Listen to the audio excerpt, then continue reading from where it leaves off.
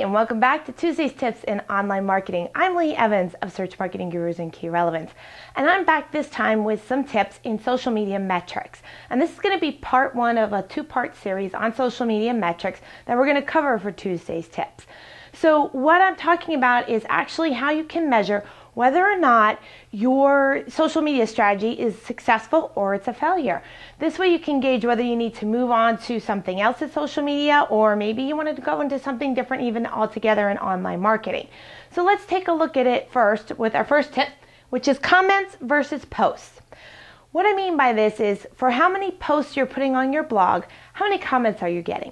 If you aren't getting any, or you're getting one or two, you might not be engaging with your audience quite the way you should be. So you might want to phrase your wording differently, ask questions, go out and post on other people's blogs, and also link back to other people, because that gets them to actually come and comment on your blog posts. If you've got 10, 20, 30, or even more posts coming, or more comments coming on your posts, you are definitely engaging with your audience, and it's something that you should measure as a success. So take a look at that for the first tip with the comments versus posts, and gauge what your goals should be for your comments. Of course, in the beginning when you first start your blog, you're not going to have that many comments coming in on your posts, but as it grows older and you start engaging more with the community, you should start to see more comments coming on your posts.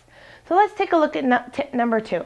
And what we have for tip number 2 is the conversions. Now, what I mean by conversion is not necessarily somebody buying something directly from social media, but your conversion could be how many times a video is viewed, or how many times people subscribe to your blog. Do they subscribe through email? Do they subscribe through RSS? Those are types of things you want to gauge, because in social media, conversion isn't directly related to somebody buying something. So that kind of conversion isn't the same as it is with pay-per-click or with SEO. So take a look at your conversions. What are you gauging as conversions? Are they signing up for your newsletter? Are they engaging with you on Twitter?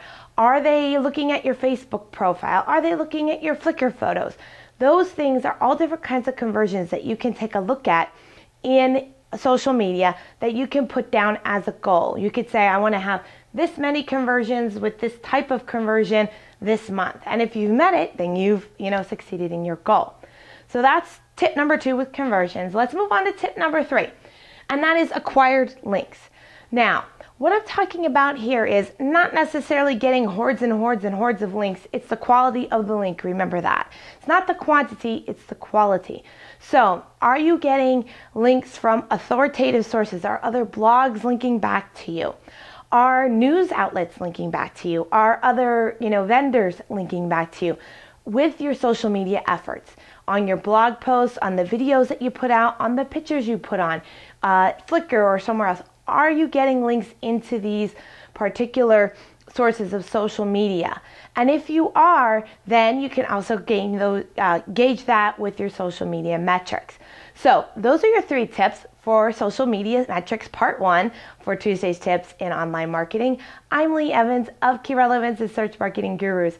As always, you can find a transcript of this video at searchmarketinggurus.com. See you next time.